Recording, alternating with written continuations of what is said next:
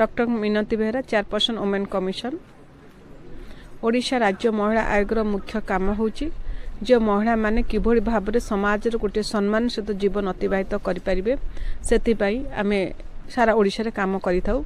विशेषकर आज जो शिविर अदालत चली आमर बलांगीर जिले में आमर माननीय उपमुख्यमंत्री सम्मानीय प्रभाती परिडा निर्देश क्रमे आम एबे प्रत्येक जिले में कैंपकोट करचु। आगुरी आम 2-3 जिला को नहीं करूँ किंतु एबे माननीय मंत्री निर्देश क्रमे आम बलांगीर जिले में केवल बलांगीर जिलार केस को नहीं करूँ एवं यही भाव में प्रत्येक जिला एवं ब्लॉक स्तर में आम कैंपकोट करूँ।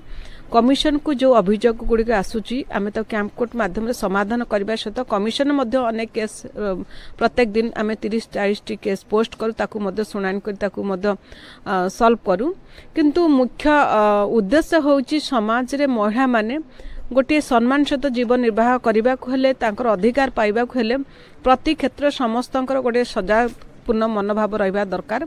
यही परिप्रेक्षी आम यही कार्यक्रम करूँ जे आपण मानक माध्यम समस्ते जानतु जेतेबेले जो क्षेत्र में माँ भौणी मैंने अधिकार उल्लंघन घटुची बा से माने कौनसी निर्यातन शिकार होउची से कमिशन को जनातु। आपण महिला शिशु डेस्क रही आपण सखी सेंटर रही प्रति क्षेत्र में सरकार सजग रही महिला मान न्याय प्रदान करने एवं सुरक्षित जीवन अतिबाहित करने। आमर एक्चुअली आज बलांगीर जिले में आम पाखे जी केस अच्छे आज 19 केस थिला एवं आम तो पोस्ट करूँ एवं हियरिंग एवं चलुचे।